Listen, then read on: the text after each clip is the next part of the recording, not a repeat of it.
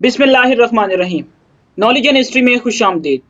ناظرین محترم، ایک روایت کے مطابق یہ کہا جاتا ہے کہ خارجیوں کی سازش کا اصل مقصد یہ تھا کہ حضرت علی رضی اللہ تعالیٰ عنہ اور حضرت امیر معاویہ رضی اللہ تعالیٰ عنہ اور مصر کے گورنر جو کہ حضرت عمر بن عاص رضی اللہ تعالیٰ عنہ تھے، انہیں بیک وقت قتل کر دیا جائے۔ حملے کے لیے ایک ہی تاریخ اور ایک ہی وقت مقرر طے پایا۔ حضرت امیر معاویہ رضی اللہ تعالیٰ عنہ پر حملہ ہوا تو وہ شدید زخمی ہو گئے۔ حضرت عمر بن عاص اس رات بیمار ہو گئے تھے۔ ان کی جگہ ایک اور شخص نے امامت کروائی، جبکہ حضرت علی رضی اللہ تعالیٰ عنہ کو ظالموں نے شہید کر ڈالا۔ امیر معاویہ رضی اللہ تعالیٰ عنہ کے 20 سالہ دور میں کوفے اور بصرہ میں پھیلے خارجیوں کی بغاوتیں اپنے عروج کو پہنچ چکی، لیکن حضرت امیر معاویہ کے احسن تدبیرات اور سیاسی بصیرت کے باعث سازشوں کو پھیلنے کا موقع نہ مل سکا، لیکن وہ بھی خوارج کی ان سازشوں کو ختم نہ کر سکے۔ خوارجیوں کی ہلاکت میں اضافہ ہوتا گیا، تاہم خوارجیوں کے حملے گوریلا جنگ کا طرز عمل اختیار کر گئے۔ یزید اول کے مرنے کے بعد جو خانہ جنگیں ہوئیں، ان میں خارجیوں نے اپنی تحریک کا زور پکڑ لیا اور ملک کی صورتحال نازک ہو گئی۔ خارجیوں کی سب سے بڑی تحریک میں اسلامی سلطنت کے استحکام کے لیے جو سب سے زیادہ خطرناک تحریک تھی، وہ اپنی نوعیت کے اعتبار سے غیر منصفانہ طور پر اپنی سرگرمیوں میں عروج کو پہنچ گئی۔ اسی بغاوت کو کچلنے کے لیے عبد الملک نے اپنے جرنیل کو صرف روانہ کیا، جو اس بغاوت پر قابو نہ پا سکا۔ خلیفہ عبد الملک بن مروان کا حکم ملتے ہی حجاج بن یوسف کا پروانہ جاری ہو گیا۔ حجاج بن یوسف مکہ سے کوفہ پہنچا۔ جس وقت وہ کوفہ میں داخل ہوا، اس دن اچھی طرح سے اس نے دیکھ لیا کوفہ کے کیا حالات ہیں۔ کسی شخص کو حجاج بن یوسف کے آنے کی اطلاع نہ تھی۔ کوفہ کے لوگ اس بات سے عاری تھے کہ جب بھی کوئی نیا حکمران مقرر ہوتا اور وہ تقریر کرنے آتا تو اس پر پتھر برسائے جاتے۔ پتھر برسانے میں ایک ہی شخص پیش ہوتا اور اس شخص کا نام محمد بن عمیر تھا۔ کوفہ میں داخل ہوتے ہی حجاج بن یوسف نے لوگوں کو مسجد میں جمع ہونے کا حکم دیا۔ اس وقت حجاج بن یوسف نے اپنا چہرہ سرخ رنگ کے نقاب سے ڈھکا رکھا تھا۔ جب تقریر کرنے کے لیے مسجد میں آیا تو اسے پتھر مارنے کے لیے لوگوں نے ہاتھوں میں کنکریاں پکڑ لی۔ اس کا سرگردہ محمد بن عمیر جو پتھر مارنے میں پیش ہو رہا تھا، وہ حجاج بن یوسف پر پتھر برسانا ہی چاہتا تھا کہ حجاج بن یوسف نے اپنے چہرے سے نقاب ہٹا دیا اور عربی کا اس نے ایک شعر پڑھا، جس کا ترجمہ کچھ یوں ہے: میں وہ آفتاب ہوں جو ظلمت کو چاک کر دیتا ہے اور گھاٹیوں پر چڑھنے والا ہے۔ جب میں اپنا امامہ اتاروں گا تم لوگ مجھے پہچان لو گے۔ لوگوں کو جب یہ پتا چلا کہ آنے والا شخص حجاج بن یوسف ہے تو انہوں نے اپنی دہشت اور خوف کے مارے اپنے ہاتھوں سے پتھر گرا دیے۔ محمد بن عمیر جو پتھر برسانے والا تھا، اس کے ہاتھوں سے ہی پتھر گر گئے۔ اس کے بعد حجاج بن یوسف نے کوفہ والوں کو مخاطب کیا اور کہنے لگا: اہل کوفہ، میں دیکھ رہا ہوں جس کے جیسے حالات ہوتے ہیں وہ ویسا ہی بدلا پاتا ہے۔ میں بہت سے سروں کو دیکھ رہا ہوں جن کو توڑنے کا وقت آ گیا ہے۔ اے اہل عراق، جان لو کہ میں انجیل کی طرح دبایا نہیں جا سکتا۔ میرا تقرر نہایت دانائی سے کیا گیا ہے اور مجھے بڑے اہم فرائض انجام دینا ہے۔ امیر المومنین عبد الملک نے اپنے ترکش سے تیر نکالے اور ان سب کی لکڑیوں کو دانتوں سے کاٹا اور مجھے سب سے زیادہ مضبوط اور سخت پایا۔ اس لیے اس نے مجھے تمہاری طرف بھیجا ہے، کیونکہ عرصہ دراز سے دنگا اور فساد تمہارا شیوا ہو گیا ہے اور بغاوت تمہارا دستور اور عمل ہے۔ میں اس طرح تمہاری کھال ادھیڑ دوں گا جس طرح لکڑی سے چھال اتاری جاتی ہے، اور اس طرح تمہیں قطع کر ڈالوں گا جس طرح خشک خاروں درختوں کاٹوں کو کاٹا جاتا ہے۔ بخدا میں جو وعدہ کرتا ہوں اس سے وفا کرتا ہوں۔ جب میں کسی کام کے لیے ارادہ کرتا ہوں تو اسے پورا کرتا ہوں۔ یا تو تم راہ راست پر آ جاؤ، ورنہ یاد رکھو کہ ملحب کی فوج سے جو لوگ بھاگ کر آئے ہیں، وہ اگر آج سے 3 دن کے اندر خارجیوں کے خلاف جنگ کرنے کے لیے ملحب کے لشکر کے ساتھ جا نہ ملے تو میں انہیں قتل کر ڈالوں گا اور ان کی جائیداد کو ضبط کر لوں گا۔ اے اہل کوفہ، اللہ تعالیٰ نے تم جیسے لوگوں کی مثال قرآن کریم میں واضح طور پر بتا دی گئی ہے، جو نہایت امن و سکون میں تھا اور ہر جگہ سے نہایت اطمینان اور صبر کے ساتھ اس سے پہچانا کرتی تھی۔ انہوں نے ان کی نعمتوں سے ناشکری کی، پس اللہ تعالیٰ نے اس کرینہ اور بستی کو بھوک اور خوف کا لباس پہنایا۔ ایسا ان کی عمل کی وجہ سے ہوا۔ اہل کوفہ، تم لوگ بھی اسی بستی کے باشندوں کی طرح اپنے آپ کو اس طرح رمایا کر رہے ہو اور راہ راست پر آ جاؤ۔ یاد رکھو، میں تمہیں ایسی اذیت کا مزہ چکھاؤں گا کہ تم لوگ باز آ جاؤ گے اور تمہیں خشک خاروں بیول کے درختوں کی طرح قطع کر ڈالوں گا اور پھر تم مطیع ہو جاؤ گے۔ میں قسم کھا کر کہتا ہوں کہ تم میرے ہاتھوں انصاف قبول کرو، فتنہ فساد اور جھوٹی افواہوں سے باز آ جاؤ، ورنہ معمولی قطع بزید کیا شے ہے۔ میں تلوار سے تمہاری ایسی قطع برید کر دوں گا کہ تمہاری عورتیں بیوہ اور بچے یتیم ہو جائیں گے، اور جب تک تم ان غیر آئینی باتوں کو ترک نہ کر دو گے اور ان باتوں سے باز نہ رہو گے تو تمہاری کئی نسلیں تمہیں بھگتیں گی اور تم میں سے کوئی شخص سوار نہیں ہو سکتا۔ یاد رکھو، اگر باغیوں کو ان کی بغاوت اور سرکشی راس آ گئی اور وہ اپنے مقاصد میں کامیاب ہو گئے تو نہ خروج وصل ہوگا اور دشمنوں سے لڑنے والا نہ رہے گا اور تم لوگوں کے سر میں کچل ڈالوں گا۔ مجھے اس بات کی خبر پہنچی ہے کہ تم لوگ ہمارے جرنیل مہلب کے لشکر سے بھاگ کر کوفہ اور بصرہ آ گئے ہو، حکم عدولی کر کے اپنے شہر میں آرام کر رہے ہو۔ میں تم سے قسم کھا کر کہتا ہوں کہ آج سے 3 دن بعد جو شخص اس لشکر میں شامل نہ ہوا وہ اپنا انجام خود بھگتے گا، میں اس کی گردن کاٹ ڈالوں گا۔ اس تقریر کے بعد ایک شخص کو جس کا نام ابن سعید تھا حجاج بن یوسف کے سامنے پیش کیا گیا اور حجاج نے پوچھا، آپ اس شخص کو جانتے ہیں؟ حجاج نے جب انکار کیا تو بتانے والے نے بتایا، یہ شخص حضرت عمر رضی اللہ تعالی عنہ کے قاتلوں میں سے ایک ہے۔ یہ خبر سن کر حجاج بن یوسف کا رنگ غضب سے سرخ ہو گیا، آنکھیں آگ برسنے لگی۔ اس نے ابن سعید کو مخاطب کیا اور کہنے لگا، اے دشمنان اسلام، تو نے امیر المومنین کے قاتلوں میں شامل ہونے کا ارادہ کیسے کیا؟ جب اس شخص نے حامی بھر لی تب غصے میں حجاج بن یوسف نے اپنی تلوار نکالی اور جوش عالم میں اس شخص کا سر قلم کر ڈالا۔ جس وقت حجاج بن یوسف اہل کوفہ سے مخاطب ہو رہا تھا تب اس کو ایک خط پیش کیا گیا جو امیر المومنین عبد الملک کی طرف سے تھا۔ خط میں دراصل اہل کوفہ کو مخاطب کیا گیا تھا۔ حجاج بن یوسف نے خط پڑھنے کے لیے کہا تو پڑھنے والا پڑھنے لگا اور یوں بول اٹھا، السلام علیکم، میں تمہارے سامنے اللہ کی تعریف بیان کرتا ہوں۔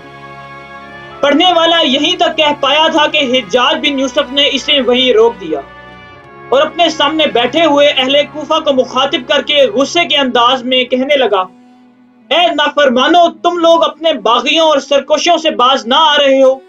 امیر المومنین نے تمہیں سلام بھیجا ہے تو تم میں سے کسی کو اتنی توفیق نہیں ہوئی کہ امیر المومنین کے سلام کا جواب دے سکو۔ یہ اخلاق اموری عورت کی لونڈی کا ہے۔ ٹھہرو باخدا، اب میں تمہیں کچھ اور اخلاق سکھاؤں گا۔ اور جو شخص یہ خط پڑھ رہا تھا اسے حکم دیا پھر ابتدا سے پڑھے۔ چنانچہ جب خط شروع ہوا اور دوبارہ پڑھا جانے لگا اور السلام علیکم پڑھا گیا تو سارے لوگوں نے بلند آواز میں سلام کا جواب دیا۔ حجاج بن یوسف کی تقریر کا ایسا گہرا اثر ہوا کہ لوگ جنگ کے قابل نہ تھے، وہ لوگ بھی اپنے گھروں سے دھڑا دھڑ باہر نکل رہے تھے۔ دریائے فرات کو عبور کر کے مذہب کے لشکر میں جاری ساری ہو گئے۔ حجاج بن یوسف نے ان کو کہا، کوفہ کے بعد حجاج بن یوسف نے بصرہ میں بھی ایسی ہی تقریر کی۔ وہاں کے لوگوں کو مخاطب کر کے کہنے لگا، خوارج سے جنگ کرنے کے لیے مذہب کے لشکر میں شامل ہو جاؤ۔ اس طرح حجاج بن یوسف کی دلیری اور دانش مندی اور جرأت مندی نے وہ وقت بھی لے کے آیا جب وہ خوارج کی جنگ سے کامیاب لوٹے۔ خلیفہ عبد الملک حجاج بن یوسف کی اس کارروائی اور کارکردگی سے اتنا خوش ہوا، اس نے عراق کے علاوہ خارستان اور سندھ اور علاق کا جس قدر علاقہ مسلمانوں کے قبضے میں تھا اس کا اسے ولی عہد مقرر کر دیا۔ حجاج بن یوسف کیونکہ خارجیوں کے خلاف کارزاری میں بڑا خوش تھا، لہذا اپنی اس طرح کامیابی کو دیکھ کر وہ پھولے نہ سما سکا۔ یہاں تک کہ کہنے کے بعد سردار محمد بن ہارون تھوڑی دیر کے لیے رکا، کچھ سوچا اور کہنا شروع کر دیا، کوفہ کے لوگ کیونکہ بنیادی طور پر شر پسند ہیں، لہذا ان کے شر سے بچنے کے لیے کوفہ اور بصرہ کے درمیان حجاج بن یوسف نے ایک نیا شہر آباد کیا۔ اس شہر کا نام اس نے واسط رکھا۔ یہ شہر تعمیر ہو چکا تھا، بس اس میں مسجد کا تعمیر ہونا باقی تھا۔ مجھے امید ہے کہ جن یوم میں حجاج بن یوسف کوفے سے نکل کر وسط میں چلا جائے گا اور اس کو اپنا صدر مقام بنایا جائے گا، وسط کے اندر اس نے ایک بہترین شامی لشکر مقیم کیا، اس لیے کہ وہ کوفہ اور بصرہ کے لوگوں پر یقین نہیں رکھتا، لہٰذا وہ سپاہیوں کو اپنے ساتھ رکھ رہا تھا تاکہ یہیں بغاوت ختم کر دی جائے۔ شروع میں کوفہ روئے زمین میں ایک عجیب اور متحرک بستی نظر آتی تھی۔ عبداللہ بن زبا اور ہر ایک سازشی گروہ کو کوفہ میں ہی کامیابی حاصل ہوئی۔ اہل کوفہ ہی حضرت عثمان غنی رضی اللہ تعالیٰ عنہ کے قتل میں پیش تھے۔ اہل کوفہ ہی حضرت علی رضی اللہ تعالیٰ عنہ کے شہادت میں بھی نظر آتے تھے۔ اہل کوفہ ہی سب سے زیادہ حضرت علی رضی اللہ تعالیٰ عنہ کو پریشان کرتے تھے۔ اہل کوفہ ہی حضرت امام حسین کو عذاب پہنچانا چاہتے تھے۔ اہل کوفہ ہی حضرت علی رضی اللہ تعالیٰ عنہ کا خون بہانا چاہتے تھے۔ اہل کوفہ ہی حضرت امام حسین کی شہادت کا باعث بنے اور انہوں نے ہی بڑی بے دردی سے کربلا میں اس میدان کو سجایا۔ اس کے بعد اہل کوفہ نے ہی خون حسین کا معاوضہ پائے سب سے بڑھ چڑھ کر تنزگی اور سادگی اختیار کی اور پھر حیرت انگیز طور پر اپنی محبت کا ثبوت پیش کیا، اور اہل کوفہ ہی تھے جنہوں نے اہل بیت کے سب سے بڑے حامی اور مختار عبیدہ کو اس جنگ کے لیے فراہمی پہنچائی۔ اس کے بعد اہل کوفہ ہی تھے جو مصعب بن زبیر کے قتل کا باعث بنے۔ اہل کوفہ ہی تھے جنہوں نے اپنی شجاعت اور بہادری کے نمونے بھی دکھائے، لیکن ساتھ ہی ساتھ ان کی بزدلی کے واقعات بھی ملتے ہیں۔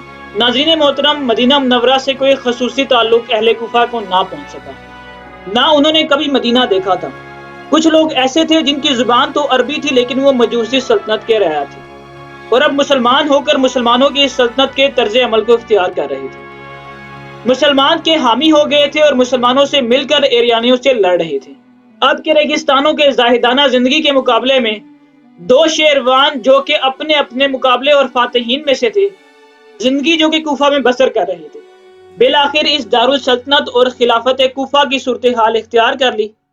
شہر کی آبادی میں چونکہ لشکریوں کا بڑا عناصر تھا اور علم و تعلیم، درس و تدریس اور نہایتی تہذیب و اخلاق کے سامان سے بہت ہی کمی واقع ہوتی تھی ان میں۔ مجموعی طور پر شہر کا مزاج جو تنگ تھا، چنانچہ اہل کوفہ ہمیشہ جذبات کے محکوم اور مغلوب رہے۔ انہوں نے جو کچھ کیا جذبات کے مغلوب اور متاثر ہو کر ہی کیا۔ یہی وجہ تھی کہ جس شخص نے ان کو مستعل کرانا چاہا وہ شخص ان کے لیے رضامند تھا، اور رضامند ہونے کے بعد بھی وہ ڈر رہا تھا۔ اس دور میں کوفہ میں جذبات تھے نہ دماغ تھے۔ جوش میں یہ لوگ اور اپنے جوش و خروش کی حالت میں اس قدر دیوس ہو چکے تھے کہ ان کی نسلیں ہی نسلیں تباہ ہوتی جا رہی تھی۔ سردار عمر بن ہارون نمری، زیاد بن ایوب اور بلال بن بشر شاید گفتگو کا سلسلہ آگے بڑھاتے، لیکن عین اسی لمحے خیمے میں خرم بن عمر داخل ہوا۔ ہاتھ سے اشارے سے ہارون بن نمری سے اپنی طرف مخاطب کر کے کہنے لگا۔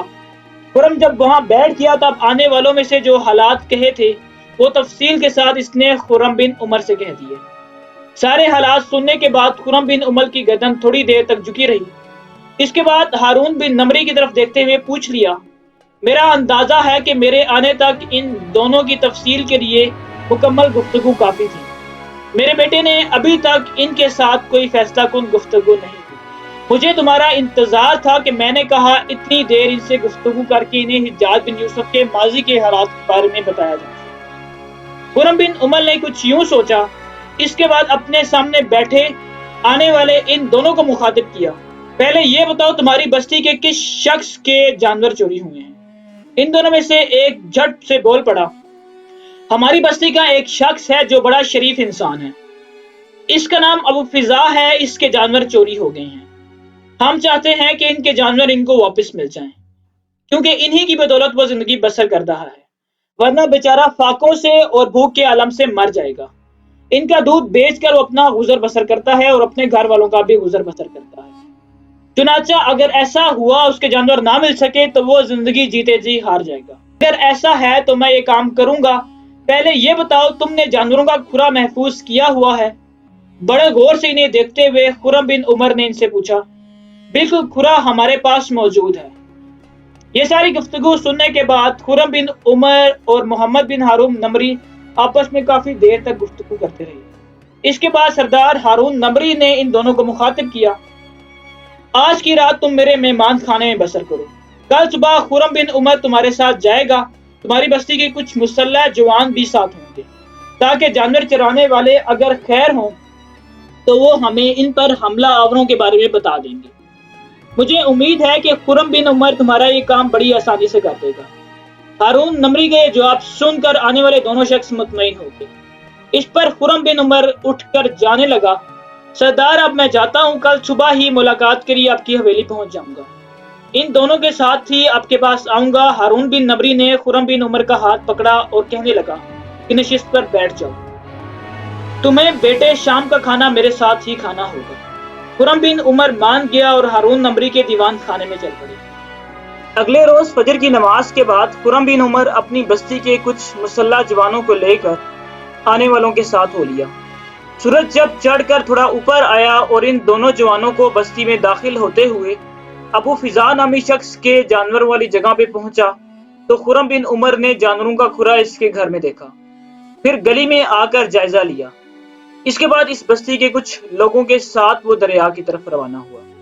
کھرے کو وہ بڑے غور سے دیکھتا جا رہا تھا۔ جس جگہ دریا کے کنارے کھرے کو محفوظ کیا گیا تھا وہاں بھی اس نے کھرے کا جائزہ لیا، پھر اس جگہ کے چاروں طرف گھومتا رہا۔ کچھ دیر تک وہ چوری ہونے والے جانوروں کے پاؤں کا جائزہ لیتا رہا، پھر آہستہ آہستہ اس نے کھرا ڈھونڈ لیا اور دریا کے کنارے کنارے ہو لیا۔ باقی سب لوگ بھی اس کے ساتھ چلنے لگے، یہاں تک کہ وہ چلتے چلتے وادی تل میں داخل ہوئے۔ اب خرم بن عمر آگے بڑھتا بڑھتا تیز رفتار سے جا رہا تھا۔ اس نے ان جانوروں کے کھروں کو ٹھیک سے پہچان لیا تھا، یہاں تک کہ وہ وادی تل کے ایک ایسے مکان کے سامنے آئے جو بستی سے باہر الگ تھلگ تھا۔ اس مکان کے قریب خرم بن عمر رک گیا، پھر جس قدر لوگ اس کے ساتھ تھے ان کو مخاطب کر کے کہنے لگا، خدا جھوٹ نہ بلوائے، چوری ہونے والے جانور اس مکان کے اندر ہیں۔ مکان کے دروازے پر دستک دی۔ چوری ہونے والے جانوروں کا مالک ابو فضا ساتھ ہے، یہ اپنے جانوروں کو پہچان لے گا۔ کچھ لوگوں نے آگے بڑھ کر دروازے پر دستک دی۔ جب دروازہ کھلا تو لوگ بڑی بے باکی سے اندر داخل ہو گئے۔ اندر داخل ہوتے ہی ابو فضا چل پڑا، اس لیے کہ اس کے جانور اس کے لیے دائیں جانب بندھے ہوئے تھے۔ زور زور سے وہ پکارنے لگا، یہی میرے جانور ہیں۔ اتنے میں کچھ مسلح جوان اندر داخل ہوئے اور ان کو مخاطب کر کے کہنے لگے، تم سب اپنی موت کو آواز مت دو، یہ جانور کس کے ہیں ہم نہیں جانتے، یہ مکان، یہ حویلی بنو الاف کے سردار سلیمان کی ہے، جانور بھی اسی کے ہوں گے۔ اگر تم میں سے کسی نے جانوروں کو ہاتھ لگانے کی کوشش کی، یاد رکھنا سردار سلیمان کے آدمی تم میں سے کسی کو زندہ نہیں چھوڑیں گے، شاید تمہارے لیے یہ انکشاف مزید حیرت و پریشانی کا باعث ہو۔ تو بنو الاف کے سردار سلیمان کے تعلقات حجاج بن یوسف کے ساتھ برادرانہ ہیں، اس لیے میں تم لوگوں کو مشورہ دوں گا کہ جس طرف سے آئے ہو اس طرف کو لوٹ جاؤ۔ یہ جانور اب سردار سلیمان کے ہیں، چوری کے ہیں یا ذاتی ہیں، ملکیت اسی کی ہیں۔ یہ گفتگو سن کر خرم بن عمر کا چہرہ غصے سے غضبناک ہو گیا، اس کی آنکھیں آگ برسا رہی تھی۔ ایک جھٹکے کے ساتھ ہی اس نے اپنی تلوار نیام سے باہر نکال لی۔ اگر یہ جانور چوری کے ہیں کہ جیسا جانوروں کا مالک پہچان چکا ہے تو تم میں سے کسی کی اتنی جرت نہیں کہ ہمیں روک کے دکھائے۔ یہ جانور ہم اپنے ساتھ لے کر جائیں گے۔ پھر اپنے قریب کھڑے مسلح جوانوں کو خرم بن عمر نے حکم دیا کہ جس قدر مسلح جوان وہاں ہیں انہیں پکڑ کر اپنی مشقیں باندھ دی جائیں۔ اس پر سارے مسلح جوان آگے بڑھے اور آن کی آن میں مسلح جوانوں کی مشقیں بن گئی۔ جب ایسا ہو گیا تو خرم بن عمر گواہ ہوا، یہ جانور کھول لو، جس قدر محفوظ ہیں انہیں اونٹوں پر بٹھاؤ، انہیں اپنے ساتھ لے چلو، دیکھتے ہیں کہ بنو اوقاف کا سردار کیسے ہمارے خلاف حرکت میں آتا ہے۔ ناظرین محترم، اسی کے ساتھ ہی آج کی اس ویڈیو کا اختتام ہوتا ہے۔ ویڈیو پسند آنے کی صورت میں اسے زیادہ سے زیادہ لائک کر ہماری حوصلہ افزائی کریں، ویڈیو کو دوسروں تک پہنچانے میں ہماری مدد کیجیے۔ اپنا، دوستوں، رشتہ داروں اور گرد و نواح کے لوگوں کا بے حد خیال رکھیے گا۔ اللہ حافظ۔